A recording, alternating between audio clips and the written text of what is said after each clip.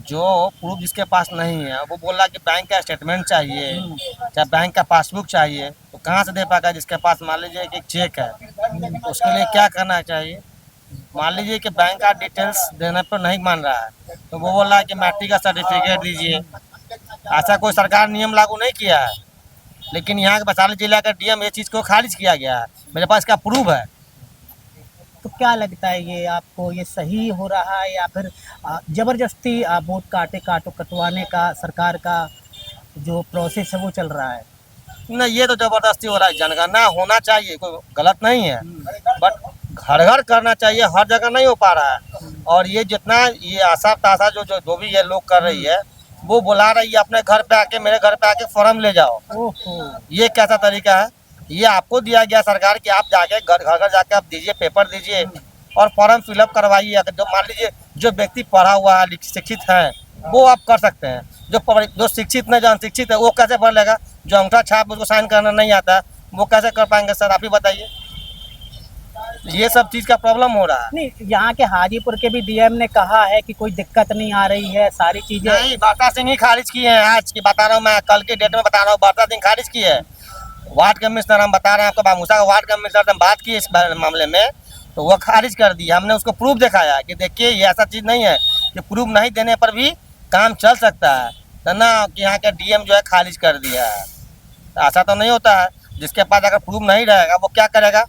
मान लीजिए जो गरीब परिवर्ती का आदमी है वो क्या करेगा? उसके पास पासबुक नहीं है, किसी के पास फोटो मान नहीं है, ना हमको आज ही चाहिए, आज का फॉर्म फिलअप करके आप दीजिए, तो वो कैसे होगा सर? बड़ा आप दिक्कत हो रही है। दिक्कत अच्छा, हो रही है, बहुत ज़्यादा दिक्कत हो रही है। अच्छा, मुझे मेरे छोटे छोटे दो सवाल है। पहली बात तो इससे पहले जब हुई थी 2012-2003 में, तब कभी 1 साल का समय दिया था, कभी 2 साल का। हाँ। लेकिन अभी इतनी हड़बड़ी में क्यों सरकार, तो ये चुनाव निर्वाचन आयोग ने कदम उठाया है? क्या सोच है आपकी, क्योंकि आप सोशल मीडिया पे रहते हैं, हर लोगों की न्यूज देखते होंगे। ये देखिए, ये ट्रैपिंग करने का एक सिस्टम है।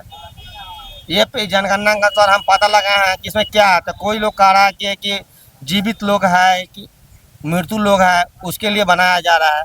अरे जो जीवित लोग उसके तो ऑलरेडी बना हुआ है ही है, फिर दोबारा बनाने की क्या जरूरी है? आप ही बताइए। हम आपसे क्वेश्चन पूछ रहे हैं कि हमारे पास वोटर आई कार्ड खुद बना हुआ है, वही कार्ड फिर आज बनने जा रहा है। जो स्मार्ट कार्ड बनने आया है, वही स्मार्ट कार्ड सबको फिर से मिलने जा रहा है। मैंने पिछले साल स्मार्ट कार्ड बनवाया और वही स्मार्ट कार्ड आज सरकार फिर बनाने जा रही है।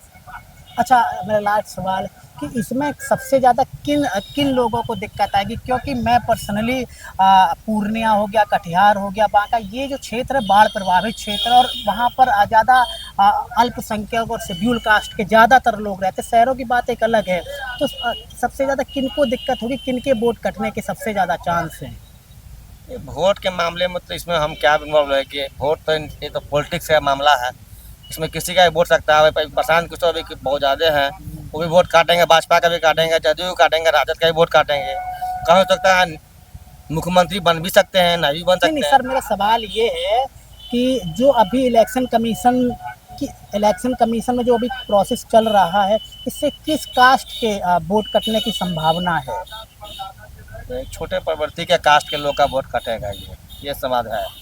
फॉरवर्ड का वोट नहीं कटेगा ये, क्योंकि फॉरवर्ड लोग बीजेपी पे जा रहे हैं। आप ये कहना चाहते हैं जो लोअर क्लास के लोग हैं, मिडिल क्लास के, ये महागठबंधन के हैं या सीपीआईएम के वोटर हाँ, हैं, बस। और जो अपर क्लास के लोग हैं बीजेपी के हैं? बीजेपी के सपोर्टर, कट्टर सपोर्टर है वो। ठीक है सर, थैंक यू। तब आप यहाँ पर आएंगे तो आपको देखने को मिलेगा, जैसे कि भाई साहब इन्होंने बताया मुझे कि जो वोटर हैं उनको बड़ा दिक्कत हो रही है, और ऐसे इतने पढ़े लिखे युवा को भी दिक्कत हो रही है। और बाकी टीवी चैनल पे भी चलता ही रहता है कि कोई दिक्कत नहीं हो रही, डीएम एक बयान दे देता, कोई दिक्कत नहीं होती। जब ये लोग खुद ही बता रहे हैं कि हम इतनी दूर नहीं जाएंगे, कोई कहता कट जाए, कट जाने दो, तो इससे किसका भविष्य खराब हो रहा है? बिहार का ही भविष्य खराब हो रहा है। फिर भी कोई आपका सवाल हो इस विधानसभा को लेकर के तो मुझसे ज़रूर करें। मुझे देखने के लिए बहुत बहुत शुक्रिया, धन्यवाद।